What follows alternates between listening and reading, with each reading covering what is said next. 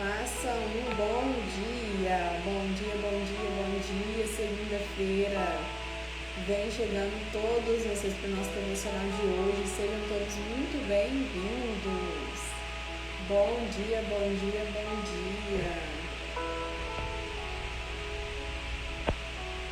Thaís, faça um bom dia, seja bem-vinda.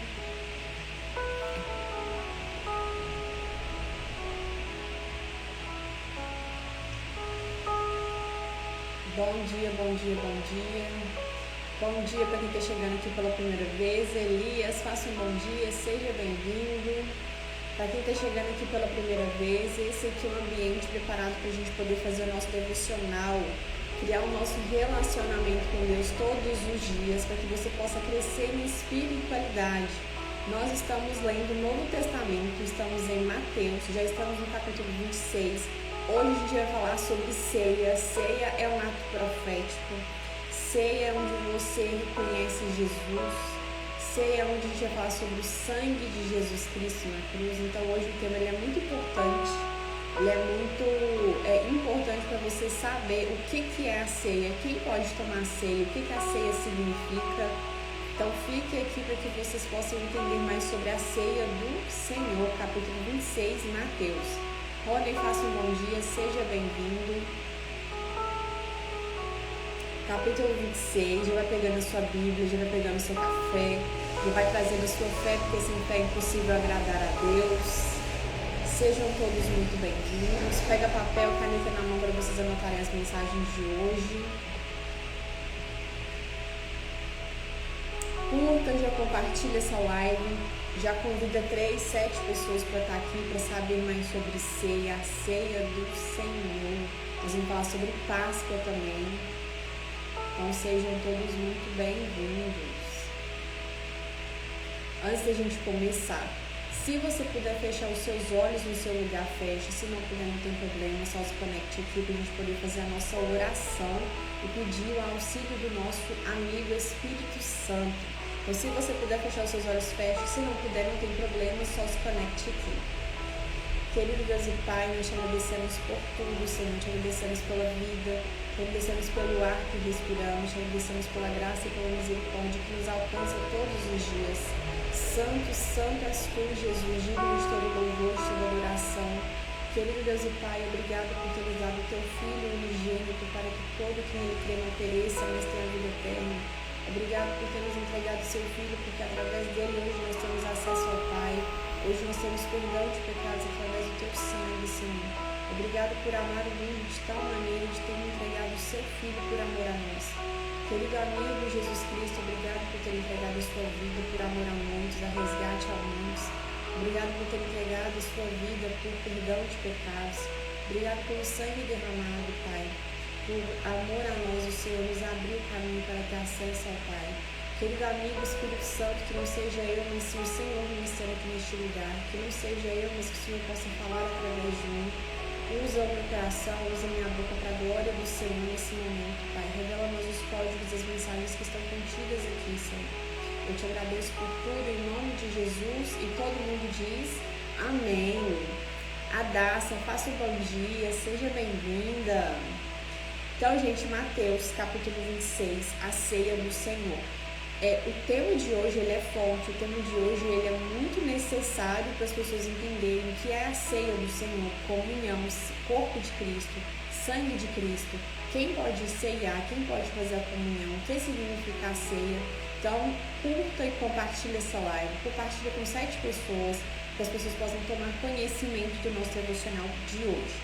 Então vamos ler lá em Mateus 26, a ceia do Senhor. No primeiro dia da festa dos pães sem fermento, os discípulos dirigiram-se a Jesus e lhe perguntaram: onde queres que preparamos a refeição da Páscoa? Ele respondeu dizendo que entrassem na cidade, procurassem um certo homem e dissessem: o mestre diz, o meu tempo está próximo, vou celebrar a Páscoa com os meus discípulos em sua casa. Os discípulos fizeram como Jesus os havia instruído e preparavam a Páscoa. Ao anoitecer, Jesus estava reclinado à mesa com os 12, e enquanto estavam comendo, ele disse: digo-lhes que certamente um de vocês me trairá. Eles ficaram muito tristes e começaram a dizer-lhe, um após o outro: com certeza não sou eu, Senhor. Afirmou Jesus: aquele que comeu comigo no mesmo prato há de me trair. O Filho do Homem vai como está escrito a seu respeito. Mas ai daquele que traiu o Filho do Homem. Melhor lhe seria não haver nascido. Então Judas, que haveria de traí-lo, disse: com certeza não sou eu, mestre. Jesus afirmou: sim, é você. Enquanto comiam, Jesus tomou o pão, deu graças, partiu, deu aos seus discípulos, dizendo: tomem e comam, isto é o meu corpo. Em seguida, tomou o cálice, deu graças e ofereceu aos seus discípulos, dizendo: bebam dele todos vocês. Grifam isso, bebam dele todos vocês. Jesus está falando que todos podem ceiar, todos podem fazer a comunhão, e a gente vai saber sobre mais isso daqui a pouco. Mas grifam isso, bebam dele todos vocês. Isto é o meu sangue da aliança, que é derramado em favor de muitos para perdão de pecados.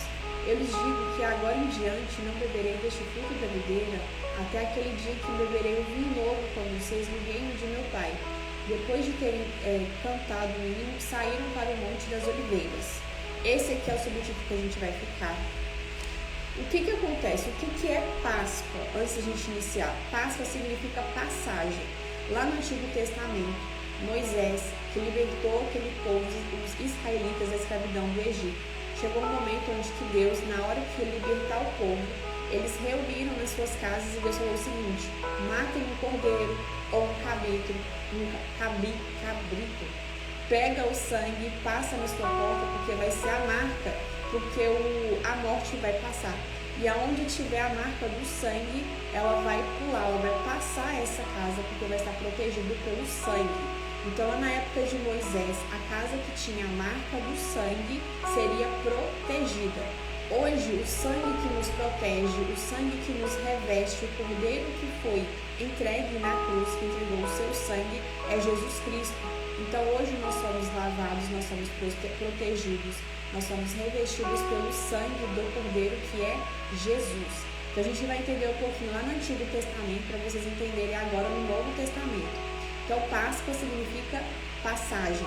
No Antigo Testamento, o povo crucificava um cabrito, pegava o sangue e marcava a casa para que o anjo da morte não passasse naquele lugar onde estava a marca do sangue do cabrito. Mãe, faça um bom dia, seja bem-vinda, ou do cordeiro. Então, lá em Êxodo 12:12, vai falar assim, ó: naquela mesma noite passarei pelo Egito e matarei todos os primogênitos, tanto dos homens quanto dos animais, e executarei juízo sobre todos os deuses do Egito. Eu sou o Senhor. O sangue será um sinal para indicar as casas em que vocês estiverem. Quando vir o sangue, passarei adiante. Então Deus está falando o seguinte: vocês vão matar um cabrito ou um cordeiro, e aonde que tiver a marca do sangue, vai passar adiante. O anjo da morte vai passar adiante, porque essa casa vai estar protegida pelo sangue. A praga de destruição não os atingirá quando eu ferir o Egito. Este dia será o memorial que vocês e todos os seus descendentes celebrarão como festa ao Senhor. Celebrem como decreto perpétuo. Durante 7 dias, como pão sem fermento. No primeiro dia, tirem de casa o fermento, porque quem comer qualquer coisa fermentada no primeiro ao 7º dia será eliminado de Israel. Convoquem uma reunião santa no primeiro dia e no outro 7º. Não façam nenhum trabalho nesses dias, exceto da preparação da comida para todos. É só o que poderão fazer. Celebrem a festa dos pães sem fermento, porque foi nesse mesmo dia em que eu tirei dos exércitos de vocês do Egito. Então aqui eles estavam celebrando a libertação do Egito, e a Páscoa ali era esse sentido, esse significado do sangue, era a proteção que eles tinham para que o anjo destruidor não entrasse naquela casa, passasse por cima daquela casa, porque estavam protegidos pelo sangue. Hoje, como eu falei, nós somos protegidos, nós somos lavados, nós somos revestidos pelo sangue do Cordeiro, que é Jesus, o Cordeiro de Deus que tira o pecado do mundo. Então, antes o povo crucificava cordeiros, cabritos, pombas.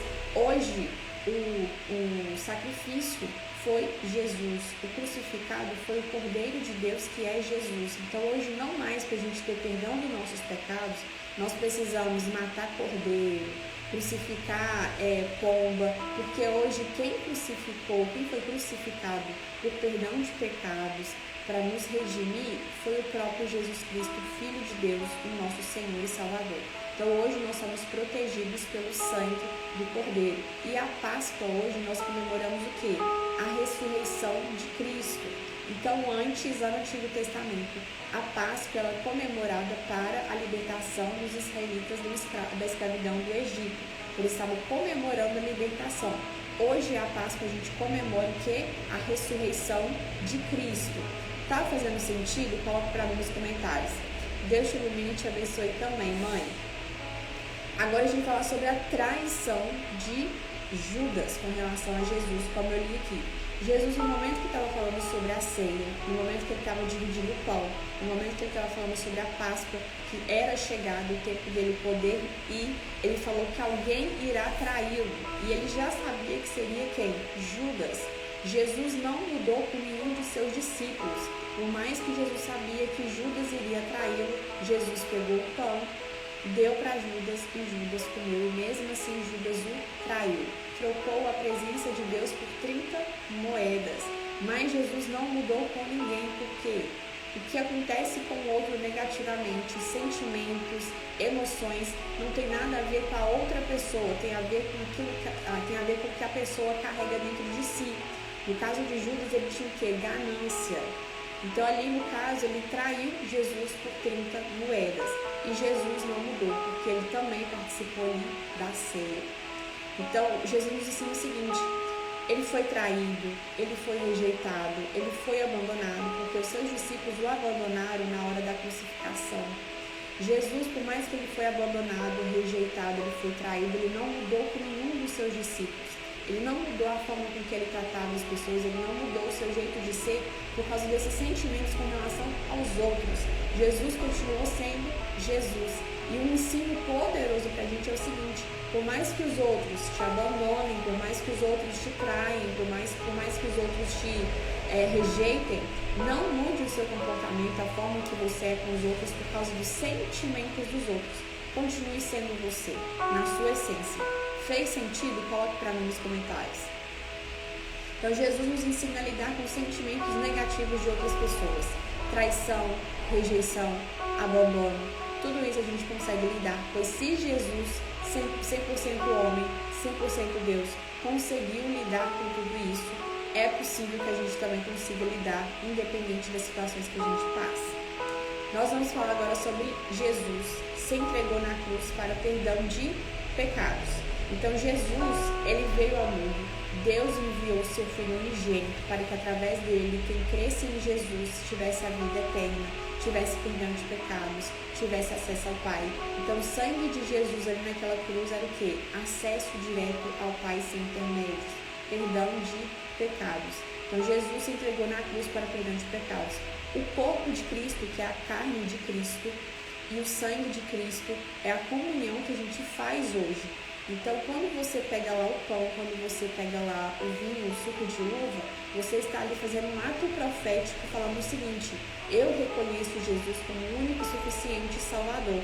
Reconheço que ele já veio para essa terra, que ele derramou o seu sangue em favor de muito para o perdão de pecados, para que nós nos redimimos através do sangue do Cordeiro, do corpo de Cristo, que é o pão e é o suco de uva. Quando você faz esse ato profético, você está consagrando, você está entrando em comunhão e reconhecendo Jesus como o único suficiente Salvador da sua vida. Tá fazendo sentido, gente? Coloque para mim. Então, isso é um memorial que a gente faz, é um ato profético que a gente faz, que a gente está reconhecendo Jesus como único, suficiente Salvador. Que Jesus veio, morreu, ressuscitou, está sentado à direita de Deus Pai e logo voltará para buscar a sua igreja. A sua igreja. Quem pode ceiar? Quem pode ceiar? Como eu falei quando eu estava lendo, para vocês grifarem, bebam dele todos vocês. Todas as pessoas podem ceiar, no entanto, que tomem consciente de que a Santa Ceia, de que a comunhão, significa que você está reconhecendo Jesus como único e suficiente Salvador.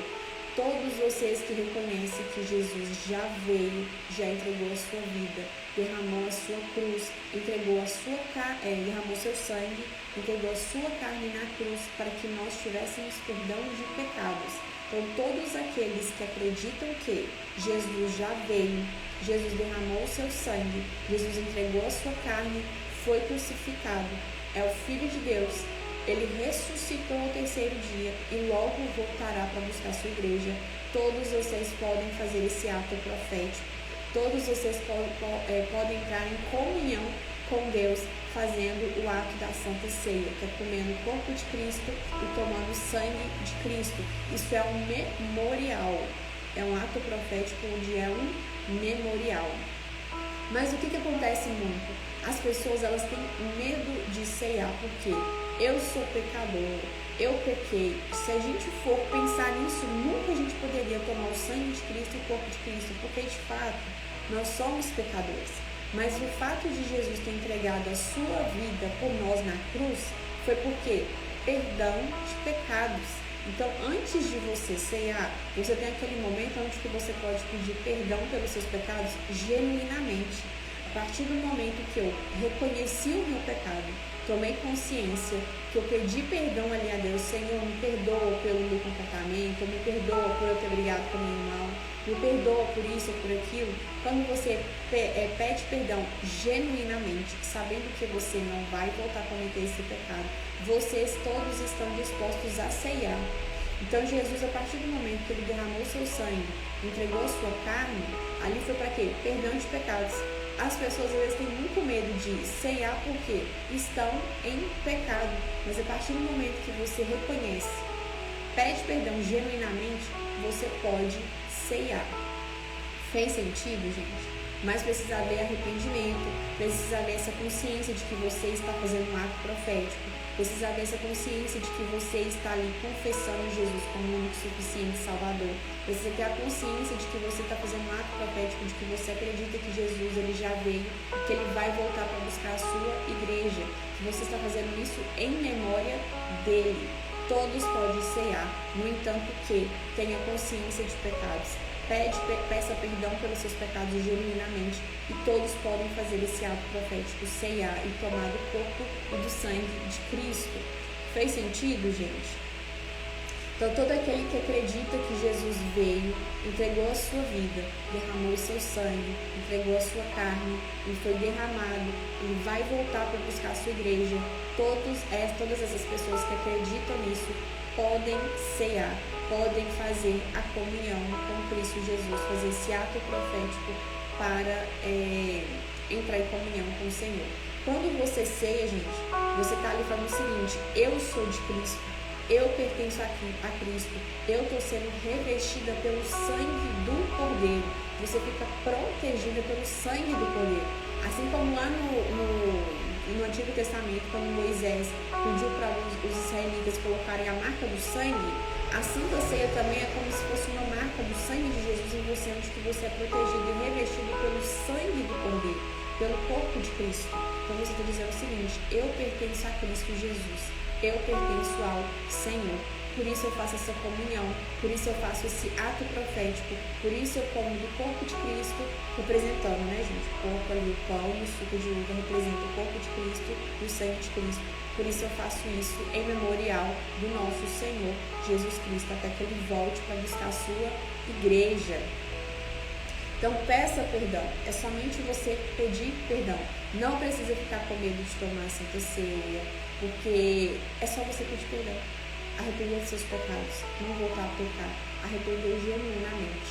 Ricardo, faça um bom dia, seja bem-vindo. Então a gente sabe o que? Santa Ceia, corpo de Cristo, sangue de Cristo, é um ato profético, é um memorial que você está ali relembrando que Jesus veio, entregou a sua vida, entregou o seu sangue, derramou o seu sangue por amor a nós, derramou o seu sangue por perdão de pecados, e que hoje, logo mais, ele virá para buscar a sua igreja. Fez sentido, gente? Ficou entendido? Coloque para mim nos comentários. Coloque para mim nos comentários se ficou esclarecido. Lá no versículo 27 está escrito o seguinte: em seguida tomou o cálice, deu graças e ofereceu aos seus discípulos, dizendo: bebam dele todos vocês, isto é o meu sangue da aliança. Isto é o meu sangue da aliança. Quando você está tomando o corpo de Cristo, o sangue de Cristo, você está renovando a sua aliança com Jesus. Você está falando o seguinte: eu pertenço ao Senhor, eu estou fazendo isso em aliança, estou renovando a minha aliança com o Senhor, através do corpo de Cristo, através do sangue de Cristo. Então é um ato profético muito poderoso, porque foi através do corpo de Cristo e do sangue de Cristo que hoje nós temos o acesso ao Pai, que hoje nós somos chamados de filhos de Deus, amigos de Jesus. Foi através do corpo de Cristo, do sangue de Cristo, que hoje nós temos perdão de pecados, que hoje nós estamos debaixo da graça. Tudo isso foi debaixo do corpo de Cristo e do sangue de Cristo. Perdão de pecados, graça, acesso ao Pai, relacionamento, comunhão, renovação de aliança. Fez sentido, gente? Qual que é o nosso plano de ação hoje? Jejum de acordo com a sua resistência, oração sem cessar, leitura da Bíblia e louvor. 4 elementos, 4 ferramentas poderosas para vocês criarem relacionamento com Deus, para vocês fortificarem cada vez mais o relacionamento de Deus, para vocês viverem o sobrenatural de Deus, experiências com Deus. Jejum de acordo com a sua resistência, oração declarada, falada em voz alta, para que você possa dar comandos para o mundo natural e o mundo espiritual se movimentar através da sua oração.